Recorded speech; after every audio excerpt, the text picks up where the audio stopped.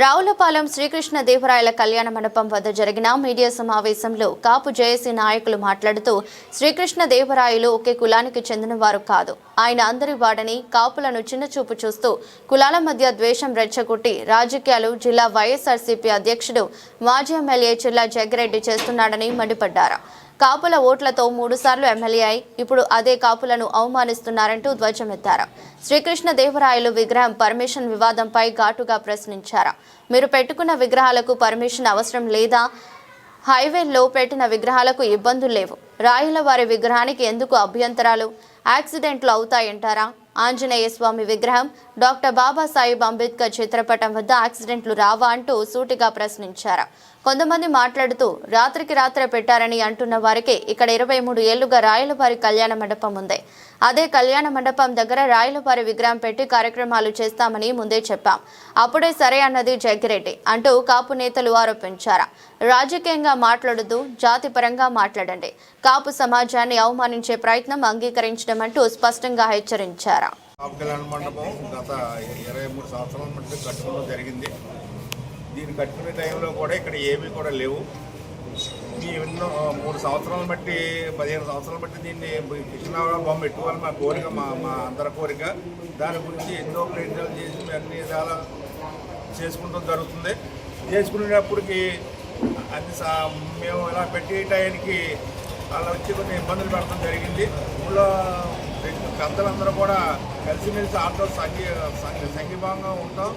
ఒక 2 ఎకరాలు పెట్టుకున్నారు. ఒక ఎకరా గురించి మా మీద దెబ్బలాడుతాం, మా మనోభావాలు దెబ్బతిన్నాయి కాబట్టి చాలా బాధగా ఉంది. అలాగే ఇతర ఎస్ఏలకి అందరూ కూడా కలిసిమెలిసి మాకు సపోర్ట్ చేస్తున్నారు.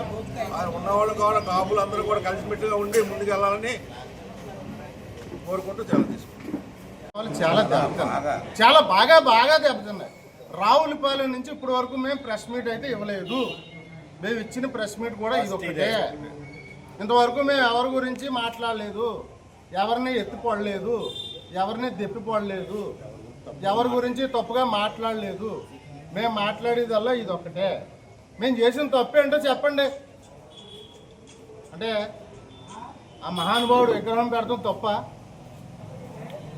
అనేది మీరే, అది కూడా వారి విజ్ఞతకే వదిలేస్తున్నాం. ఓకే, మీరు అన్ని విగ్రహాలు తీసుకుంటూ వచ్చేయండి, మాది కూడా తీసేయమంటే తీసేస్తాం. ఇది కూడా మీకు ఒకసారి మళ్ళీ రిపీట్ కూడా చేసి చెప్తాం. జిల్లా వైఎస్ఆర్సీపీ అధ్యక్షులు చీకట్లో విగ్రహం పెట్టారని చెప్పి అంటున్నారు. మరి వారి పంచాయతీలో ఏకపక్షంగా వాళ్ళ బాడీ ఉందని చెప్పేసి చీకటి తీర్మానం, ఏ విగ్రహం ఇక్కడ పెట్టకూడదని చెప్పేసి చీకటితో పంచాయతీలో ఎందుకు చేయవలసి వచ్చింది? మీరు మిమ్మల్ని విగ్రహం పెట్టుకుంటామని మా కాపు నాయకులు అడిగిన తర్వాత ఇక్కడ విగ్రహం పెట్టేస్తారనే నెపంతో 10,500 రూపాయలతో మీరు ఆంజనేయ విగ్రహం 3 కోట్లు ఇక్కడ పెడదామని కొన్నారనే సమాచారం ఉంది. కాబట్టే మీరు రాత్రి మా జాతికి అన్యాయం చేస్తారని చెప్పి మాకు ముందు సమాచారం ఉంది. కాబట్టే ఆ రోజు 30వ తారీఖు 10 గంటలకి శ్రీకృష్ణదేవరాయల విగ్రహం ఏర్పాటు చేయడానికి మేము అనుకోవడం జరిగింది తప్ప మీ చీకటి రాజకీయాలని, మీ చీకటి పంచాయతీ తీర్మానాలని ఎదుర్కొనే ఉద్దేశంతోనే రాత్రికి రాత్రి దమ్ముగా ధైర్యంగా ఆ రోజు విగ్రహం పెట్టడం జరిగింది. ఇదే సందర్భంగా మిగిలిన పార్టీలందరికీ ఒకే విషయం చెప్తూ ఉన్నా. ఒక జిల్లా ప్రతిపక్ష నాయకుడు, జిల్లా అధ్యక్షుడు కాపు జాతిపై మూకుమ్మడిగా దాడి చేస్తూ ఉంటే కనీసం ఏ ఒక్క పార్టీ, కూటమి అవచ్చు, వేరే పార్టీలు ఏమనవచ్చు, కనీసం మద్దతు కూడా తెలపడానికి భయపడుతున్నాయి. అంటే మీకు కాపు జాతి ఓట్లు అవసరం లేదు, మీకు కాపులతో సంబంధం లేదు, మీకు కాపులు ఓట్లు మాత్రమే కావాలి తప్ప వాళ్ళ మనోభావాలు దెబ్బతిన్నా, వాళ్ళ కాలదానికి తొక్కుతున్నా ఏ పార్టీ కూడా కనీసం మద్దతు ప్రకటించలేదు. అంటే కాపు జాతి మేల్కోవాల్సిన పరిస్థితి ఖచ్చితంగా వచ్చింది. ఈ సందర్భం కలిగిన జగ్గిరెడ్డి గారు పరోక్షంగా మాకు ఈ సందర్భం చేసి మీరు ఓట్లుగా పనిచేస్తారు తప్ప మీ ఆత్మగౌరవానికి ఎక్కడా విలువ లేదు అని స్పష్టంగా జగ్గిరెడ్డి గారు కాపు జాతికి సంకేతం ఇచ్చారు. దీన్ని తీవ్రంగా ఖండిస్తూ ప్రతి కాపు సోదరు కూడా మేల్కొని మనం ఎక్కడ ఉన్నాం, అగ్ర కులాల్లో ఆర్థిక స్థితి గతి లేని వారి కింద కాపు జాతిని చూస్తున్నారు. ఖచ్చితంగా దీనిపై మిగిలిన పార్టీలు ఏవైతే ఉన్నాయో కనీసం మద్దతు కూడా ఇవ్వలేదు. మీరు బయటకు చెప్పండి, మేము ఇంటికి రాము, మీ ఓట్లు మాకు పని లేదని ధైర్యంగా చెప్పండి.